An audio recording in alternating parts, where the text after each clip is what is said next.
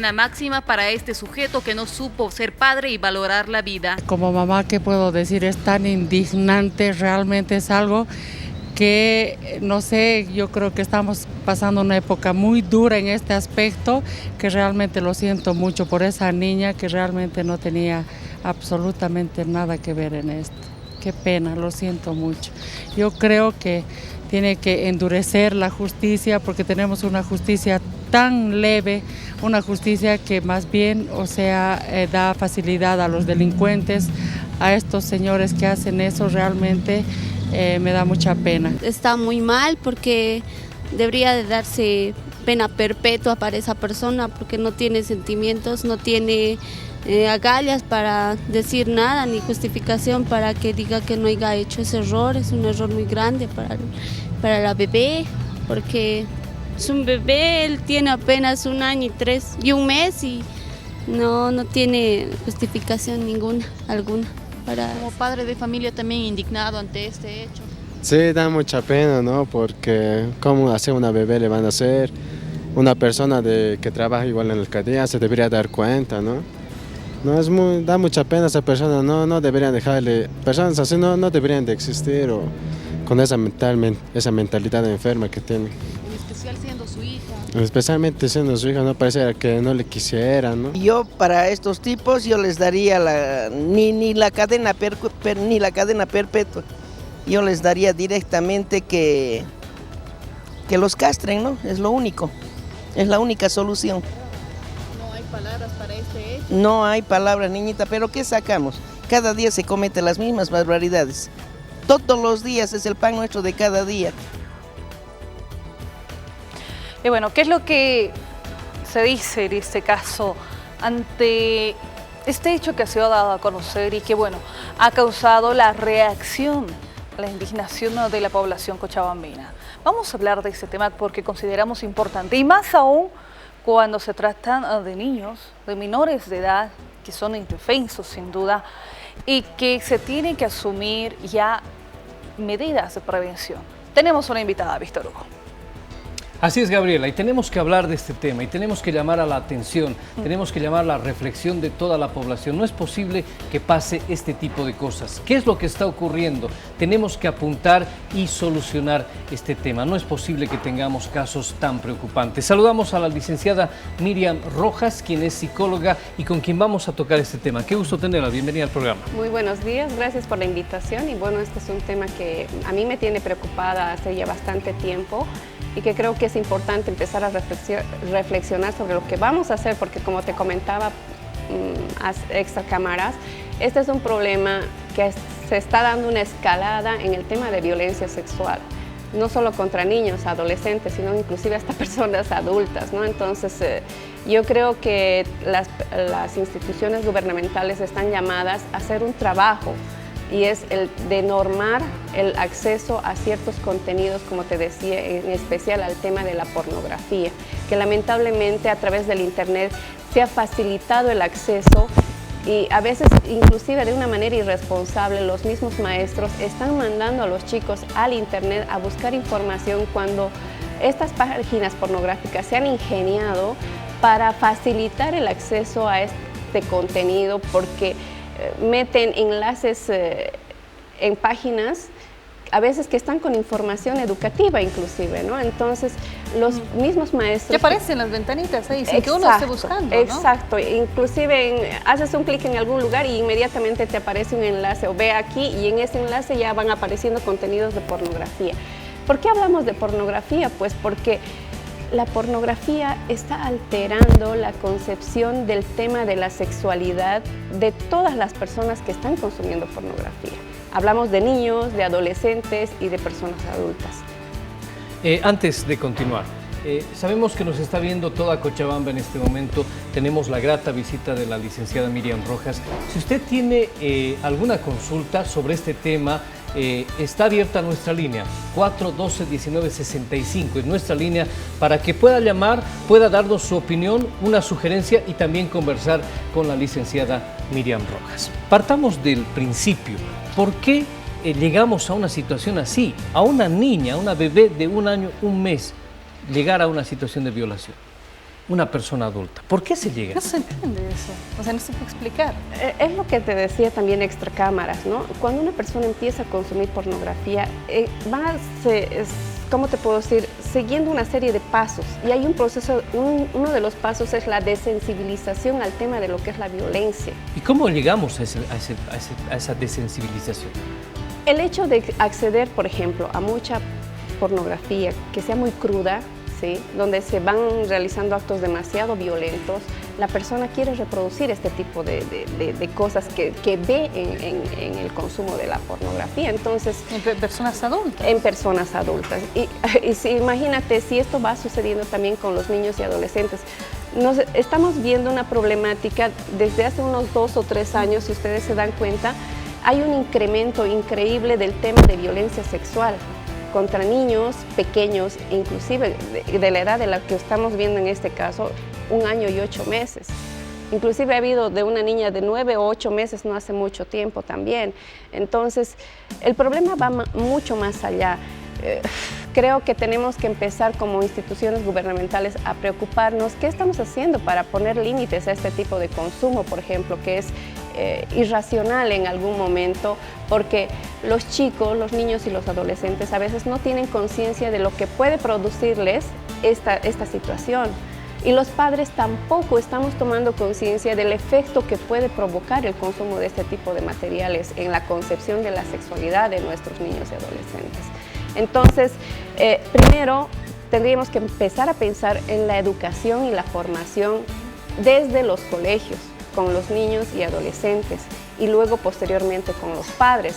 Concientizarnos un poco sobre el tema de la violencia, porque estamos en una etapa en la que muchos de nuestros niños y adolescentes están expuestos a videojuegos con alto contenido violento. Si tú te das cuenta, por ejemplo, entras a ver un juego de los chicos, es matar, asesinar, claro, es golpe, violar. patada. Y bueno, entonces los chicos se están acostumbrando a ver la violencia como algo normal, como algo natural, o algo que ya, o sea, como que no te duele, como que no te molesta inclusive, ¿no? O sea, ¿podría empezar desde ahí? Desde los videojuegos, las peleas, esas agresiones. ¿Podría ser el punto de partida? Yo creo, o sea, como profesional, yo estoy viendo que eso es un elemento que está influyendo de manera determinante en la concepción del tema de la violencia. Otra de las cosas que veo, por ejemplo, es la falta de conocimiento del tema de lo que son los derechos humanos, porque, o sea, a veces golpeamos a una persona y no sabemos que eso es, por ejemplo, un delito, que si estamos insultando a una persona y estamos maltratando a una persona, también se convierte en un delito. Entonces, tenemos que aprender a respetarnos, a tratarnos bien y a cuidarnos entre todos nosotros, ¿no? Claro que sí. Ahora, uno ya tiene que trabajar en la familia, y usted lo decía, profesores, en el colegio con los niños, los mismos padres de familia que a veces desconocemos de estos hechos, de estos casos, de estos inicios, como usted decía, o de simplemente dejarles el internet, que a veces se tiene en casa o en los cafés de internet, a su libre disposición, donde tiene bastante información el menor, en este caso, el niño, el adolescente, el joven. Y otra cosa, ¿no? Es que tenemos una falla grandísima también en nuestro sistema educativo. Lo que decía nuestra licenciada Rebeca Delgado también, tenemos que aprender a ser libre pensantes. Y en la escuela lamentablemente nos limitan en ese aspecto. Si ustedes se dan cuenta, por ejemplo, y hablan con un chico en el colegio, ¿qué piensas, no? ¿Qué opinas acerca de esto? Ay, no sé, sí, no sé cuántos. Entonces, estamos limitando la capacidad de reflexión y análisis en nuestros niños desde la escuela. ¿Y qué hacemos nosotros como papás en la casa? ¿Será que les enseñamos también a reflexionar y analizar las cosas? A ser responsables de sus actos, por ejemplo. Ese es otro de los problemas educativos que tenemos desde la familia, ¿no? La responsabilidad, porque cuando hacemos algo malo, por ejemplo, no, es chiquitito, no entiende, no pasa nada. Lo dejan. Entonces, dejamos pasar ciertas cosas. Entonces, la responsabilidad también tenemos que enseñarlas desde la casa. Si un niño rompe un juguete, por ejemplo, se lo regalamos la primera vez, pero la segunda vez le decimos, bueno, mira, si tú quieres un juguete y quieres tenerlo, la próxima vez lo vas a comprar tú. ¿Te parece que vas a trabajar o me vas a ayudar en determinada cosa para que tú puedas comprarte? Tareas, ¿no? Darles tareas para que tengan, digamos, una ocupación y sean responsables y conscientes de que hay ciertas cosas que también tienen sus consecuencias, ¿no? es una de las cosas que nos cuesta asumir como papás cuando estamos educando a nuestros hijos. Que se tiene que trabajar ya en casa. Y que tenemos, no solo en casa, sino también en la misma escuela, ¿no? El tema de los derechos humanos y el tema de los derechos niños y adolescentes, del derecho de los niños y adolescentes en el sistema educativo, se está también, ¿cómo les puedo decir?, se está trivializando un poco porque ahora los chicos, por ejemplo, faltan al respeto con una facilidad increíble a los mismos maestros en el colegio. Entonces, se está confundiendo el hecho de la libertad de expresión con el tema de la violencia también, ¿no? Entonces, son cosas que son problemas sociales que se están dando actualmente y que tenemos que empezar a profundizar en el trabajo de la educación y formación desde la escuela y desde la familia. La tecnología ha avanzado increíblemente rápido. Los niños, los adolescentes tienen celular. Que el celular tiene la opción de conectarse a internet en cualquier momento, a través del Bluetooth pasarse información, videos, todo aquello. ¿Qué es lo que tendría que hacer el padre para estar pendiente? Controlar siempre el celular del hijo, por ejemplo. Más allá del control, creo que entra en, como tú en algún momento como papá me comentabas, es hablar sobre el tema. Así es. No podemos agarrar y decir esto es prohibido y no hablarlo. Mientras no lo hablemos y mientras sea algo muy malo de lo que no se puede hablar, lógicamente los chicos lo van a seguir haciendo de una manera hasta oculta, inclusive tratando de evitar el control de su padre, lo va a hacer de ocultas. Pero se va a dar modos, ¿no? Exacto, se va a dar modos, pero si hablamos con él, le explicamos lo que significa, la problemática que hay inclusive a través de ese tipo de consumo, porque cuando uno consume pornografía, está fomentando de alguna manera el hecho de la trata, la explotación, la violencia sexual. Entonces hay un montón de problemáticas que se van dando a través de...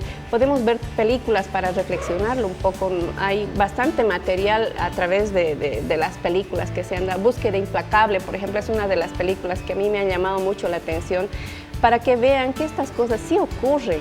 Y no es que simplemente es una cosa que le estamos diciendo por malos o porque no queremos que vea cierto material. Y eso, explicarles, hay que ser exacto, explicarles directos, y ser honestos, ¿no?, con ellos, ¿no? Ahora, bueno, conocemos cómo se tiene que trabajar en unidades educativas, en la misma casa, los padres de familia, pero ¿qué pasa cuando ya se ha dado este caso? O cómo las personas en el entorno familiar nos damos cuenta de los cambios de actitudes ya cuando ha habido alguna agresión sexual, ¿no? Sí, exacto, cuando ya ha habido alguna agresión sexual.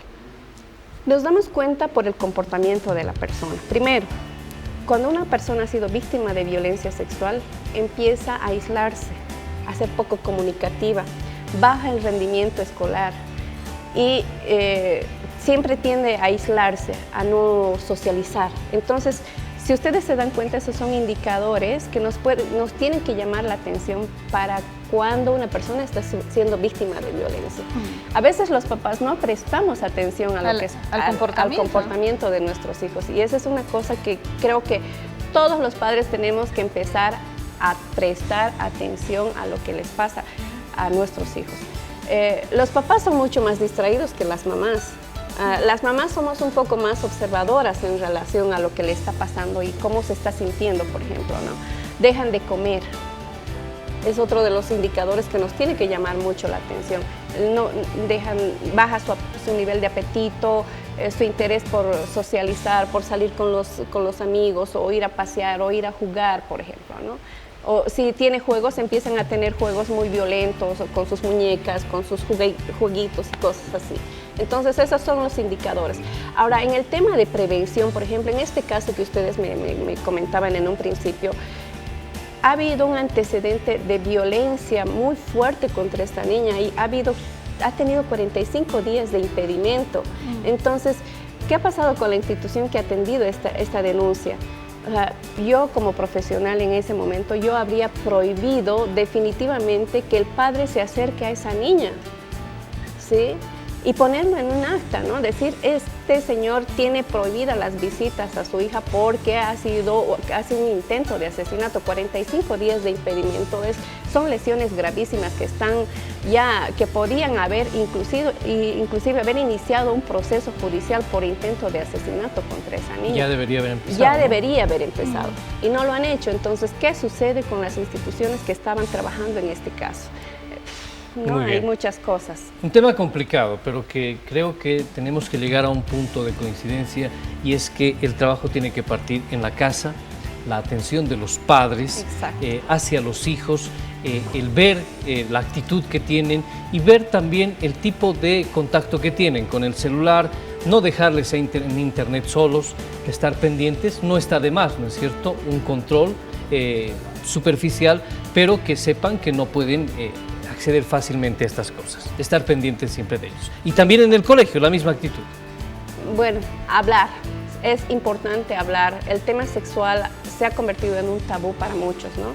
Entonces tenemos que hablar también sobre el tema de sexualidad de una manera integral y saludable, desde un punto de vista positivo, porque todos somos sexuales, ¿no? Entonces hay que tener nomás una educación y una formación en el tema. Muy bien. Licenciada, un gusto tenerla. Gracias. Muchísimas gracias por la invitación. Gracias. Gracias por habernos acompañado. Y qué importante era hablar este tema, pues sí, toca poder abordarlo de manera clara. El tema de prevención, el tema de la actitud que tenemos los padres de familia en los colegios, porque esto es un trabajo conjunto, y lo que señalaba a nuestra invitada, comunicación directa con los niños, con los adolescentes, con los jóvenes. Eso es lo que uno pues puede realizar y tiene que realizar para poder de cierta manera supervisar y controlar y ver cómo están nuestros hijos. Nos vamos a una pausa, quédese junto a Matinata, ya retornamos.